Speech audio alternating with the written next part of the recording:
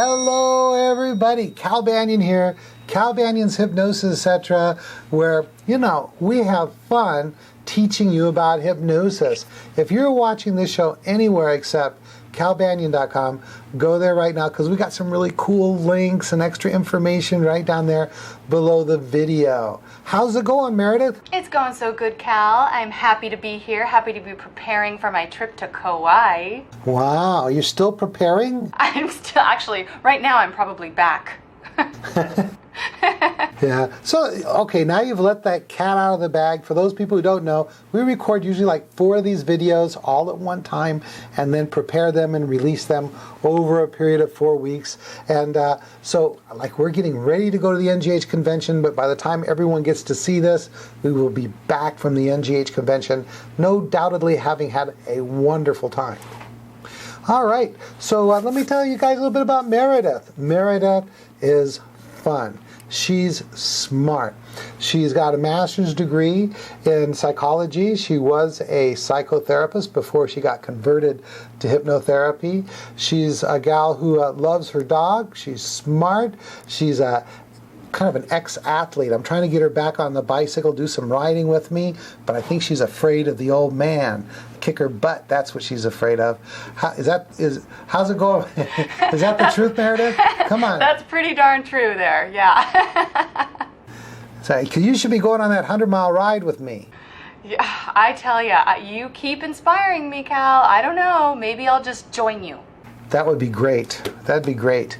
So, what you want to do now? Well, I want to talk a little bit about you. I want to tell everybody that Cal is who I want to be when I grow up. And I don't even think he's grown up yet, so I can't wait to see what he does when he grows up. But Cal is the ultimate 1%er. I think you're like even a, what would it be? I'm not very great at math. 0.01%er? Is that what you are, Cal? I'm whatever you want me to be, Meredith. Cal is the best of the best. He's the one that trains the best of the best. He is the hypnosis guru, and he just blows my mind with everything that he can do technologically and otherwise. I don't know where you find all the energy, Cal, but he is the one who inspired me to do the work that I'm doing today, and I'm just really grateful to know him. I'm so grateful for all of his experience, and I look forward to just continuing to learn more and more, and maybe even riding a bike with you real soon. That would be so cool. I tell you, I get people into this. Like, I've got a guy I'm riding with now. He's like 24. He's half my age, and we go out there and ride, and when we started off, he couldn't keep up, but now, I've got him on my secret project. He's lost like 27 pounds now, and his energy's up there, and now he's inspiring me to go farther, faster, and that kind of thing. All right, let me get a couple quick announcements, quicker than the time before. Couple of classes coming up. October, I got my NGH approved Banyan Hypnosis and Hypnotherapy Certification Super Course with 5-Path and 7-Path. Link below.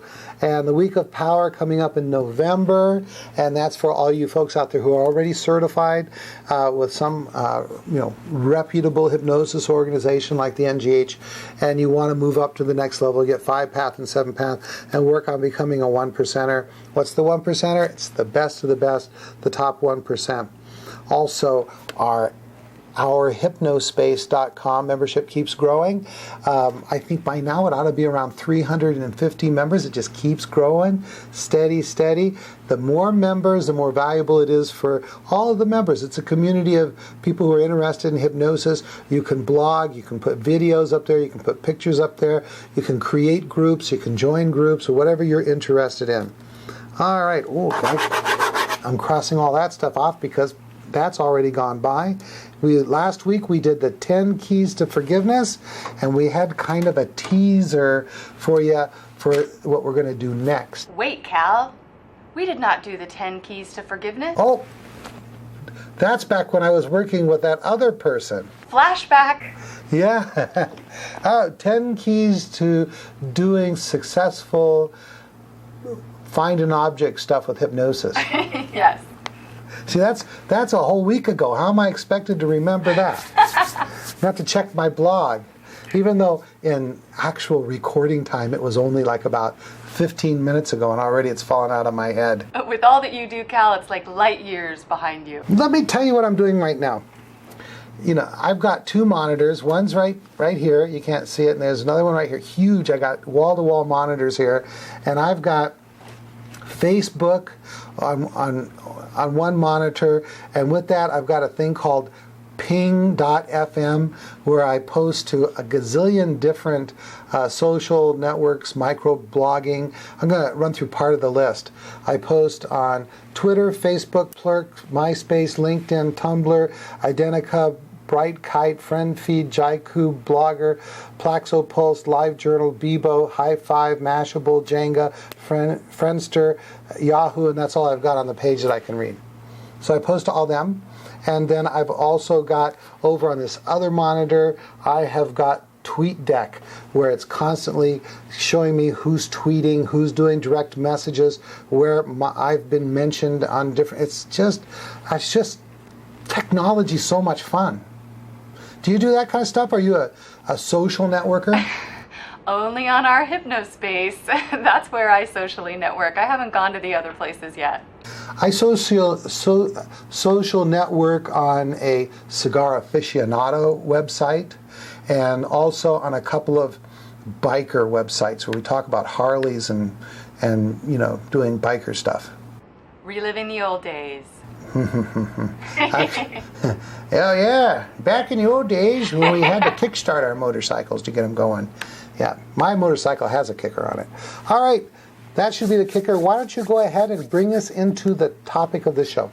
All right, well, we were inspired to cover this because of our last couple podcasts talking about finding lost objects, and Cal kind of teased, he put a little teaser in there, that we would talk about using the pendulum, and then as we were really discussing the pendulum, we realized, there's lots of uses for the pendulum, and so why not do an episode about that? And so today, let me get my pendulum, we are talking about the pendulum and how to use it to get all kinds of answers. And, some people believe more in this than others. Personally, I think it's kind of somewhere along the line of muscle testing. I don't know if any of you have ever heard of muscle testing. Cal, have you? Yes, I test my muscles every day. Indeed you do, on your bike. But muscle testing can be used kind of in the same way of the pendulum to kind of get answers from your higher self, or that just intuitively, or your deepest desires. There are all kinds of different ways of looking at it, but you can use the pendulum to do that. Personally, I think that the pendulum is probably more reliable than muscle testing, because muscle testing is usually, especially when you do it by yourself, only as reliable as you're able to do it yourself. It's much more reliable if you do it with someone else. But you want to get a pendulum. Doesn't have to be fancy. Doesn't have to be anything special. Don't have to wear it around your neck for 5 days straight for it to be viable. You just get any old pendulum. And what you want to do, Cal, should I go ahead and tell him? I think you should just let the whole cat out of the bag. I'm letting it out right now. And so what you want to do is you want to, first off, establish what is yes and what is no. And it's really about asking yes/no questions in any instance, whether you're finding a lost object or whether you want to kind of try to determine where it is that you should move, where it is you should set up your office, what it is that you should have for lunch. You can pretty much ask any question. And they're yes/no questions. And so Cal was reminding me that intuitively the nod is yes and the shaking of the head is no. And so what we always want to do is set up, and sometimes people start, and I don't have one with me, Cal, but I'll draw one really quick. So sometimes people like to use something that looks like this, the circle with the cross on it, just to kind of set things up, right? And you want to just establish that yes is swinging the pendulum like you would nod up and down, and that no is swinging the pendulum right to left like you would shake your head no. And so you establish that yes, stop it, and then no is this way. And now the idea is that you're not moving your hand to make it happen, but the idea is that when you hold the pendulum straight with the center of the pendulum at the center of the cross, or just they're centered, not moving, that when you ask the question, that your body will just start to shift it in the direction of whichever answer, yes or no, is most appropriate coming from your inner wisdom. Am I right on so far, Cal? Anything you want to add?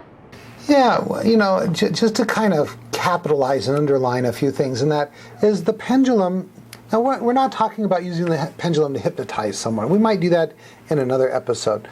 But we're not like typically. I mean, if you want to, you could do that kind of stuff. But typically in class, I'll talk about using this for getting at information that's in the subconscious or unconscious mind. Stuff you already know. But that for some reason, you just can't become aware of it consciously. We're not dowsing, like you're trying to hook into some kind of energy and find water or something like that.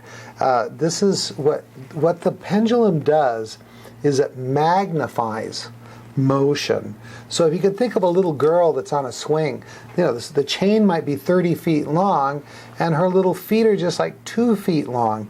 And she'll start kicking those little feet back and forth, and the pendulum will magnify that little movement, and she'll start swinging a great distance back and forth on that 30-foot long pair of chains that are holding the swing, the seat of the swing. And so we're really talking about is using minute unconscious muscle movement and magnifying it so we can get to that information.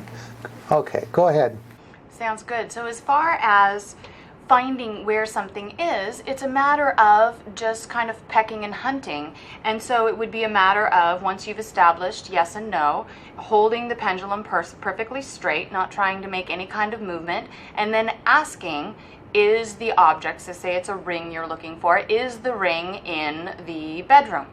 And you would hold it and see if there's any kind of answer, whether the pendulum starts moving up and down, meaning yes, or right to left or left to right, meaning no. And so you would look for an answer there. And then Cal, what if there is nothing? What if you get nothing? Well, then either you don't know and there's nothing to recall, or you may have some kind of blockage, but I've never really had that happen. When you get done explaining how to do it, I'm going to give an example of how we used the pendulum to find something that was lost.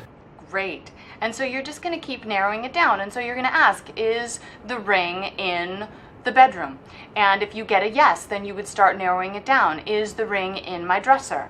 And you see if you get a yes or no. If it's in the dresser, is it in a regular drawer or something like that? And you can keep asking, is it tucked in a special place in the dresser, like if you have super secret hiding places in the dresser? Is it in a sock in the dresser? And you can just keep narrowing it down by asking more and more questions. Of course, if you're getting lots of no's, then you're just going to keep moving from room to room, from place to place. You can even ask more generally, is it even in my house? Is the ring in my house? That kind of thing. And that will help you to narrow down where it might be, and then asking further questions to find out more specifically where it is.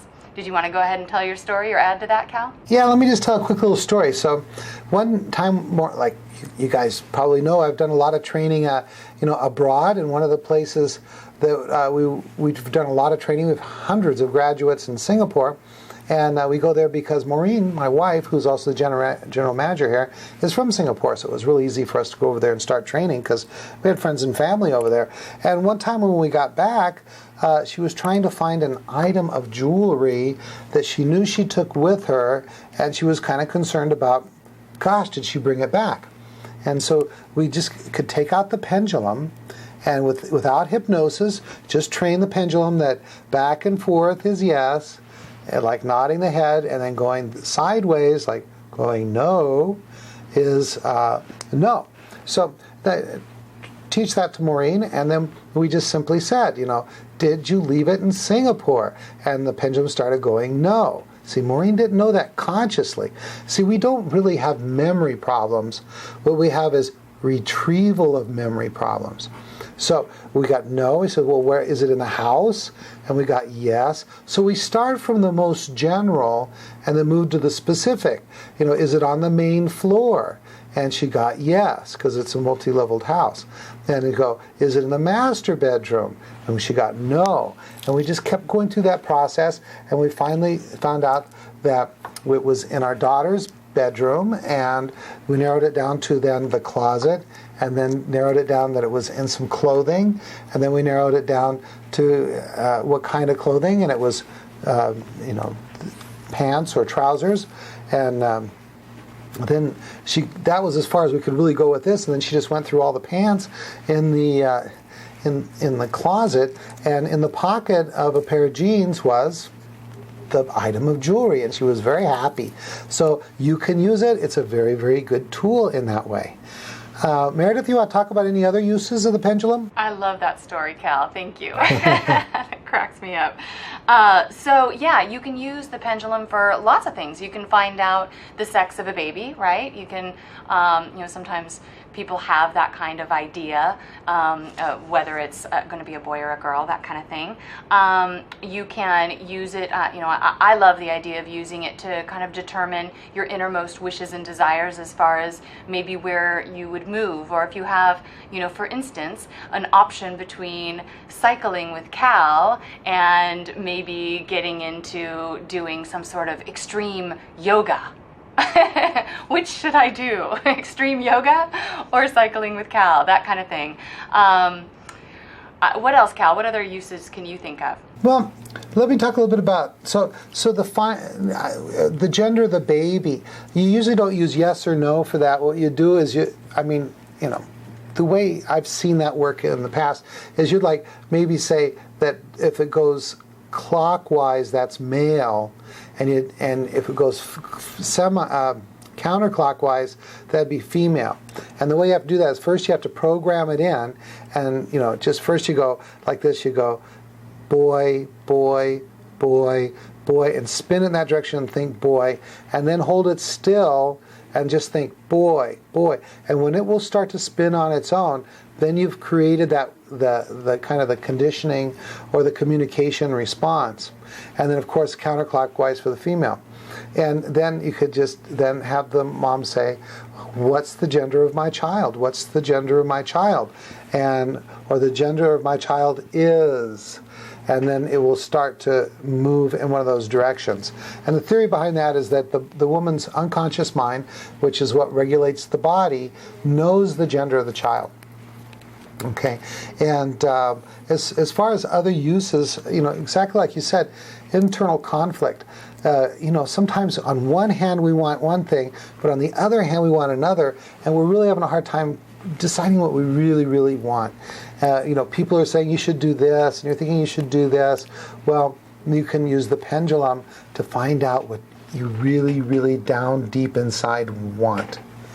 How's that, Meredith? That sounds good. Cal, I'm curious, why would it be kind of a circular motion with finding out the sex of a baby versus an up and down, side to side motion? Do you know the difference? Well, I guess it's because we're going to, instead of saying yes, no questions, I think that once you program a particular movement to be yes and another one to be no, that they should just be left for that.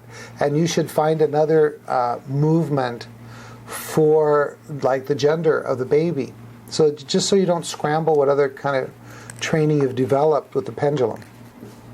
Yep, that makes sense to me. That's just my guess. I've never had a baby, so I've never had to figure this out. But long before I became a hypnotist, in my family, that they believed that you could find out the gender of a baby. But they had all kinds of things. They'd say, oh, you have to hold it over the mom's stomach, or the mom has to hold it over her heart or her pulse, and all that kind of stuff. But I don't think any of that's necessary. I love it.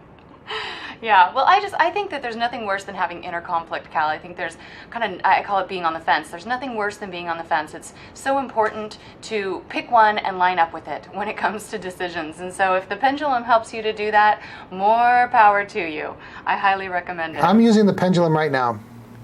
What do you want to find out? Will Meredith ever ride her bicycle again? Will Meredith ever ride her bicycle again? It's saying yes. Hope it just changed its mind. Oh. Okay, how are we doing on time? You know what? It's just about time to wrap it up, Cal. 19 and a half minutes. All right, let's do it. All right, thank you guys for tuning in. We definitely need your questions, comments, feedback. We love all of it. You can post it so many different places, it's not even funny. Probably our most favorite place is for you to join us live in the chat room on our hypnospace.com. We usually post ahead of time what time we're going to be filming, and so if you can join us there, that would be great. You can kind of watch us as we're filming, and then of course watch the actual showing later, but you can submit your questions, and we do give priority to those questions submitted through the chat room. You can also post questions on the Ask Cal group on our hypnospace.com. You can even post comments and feedback and questions on calbanyan.com. There's a little area just down there, if that's where you're watching this now, where it says to post comments, questions, that kind of thing, and so you can do that there, and both of us usually check those to, and sometimes we respond, or sometimes we just, if there are questions, cut those out of there and save them for the next filming. You can also email us directly. My email address is meredith@yourpathhypnosis.com. Please do check out my website, yourpathhypnosis.com. Cal, I'll send it back to you. Meredith Locker signing off. Hey, you started to do it like me. I'm rubbing off on you, you know. Hey, this is Cal Banyan. Visit my websites, calbanyan.com, that's this one, hypnosiscenter.com, that's where my class schedule is. Go to hypnosis.org, where we organize a world of hypnosis for you. And if you want to be either leaner, stronger, or faster, or richer, email me and let me know, and I'll let you know my secret project, and we'll team up and make those things happen for you. That's it for now. Cal Banyan, signing off.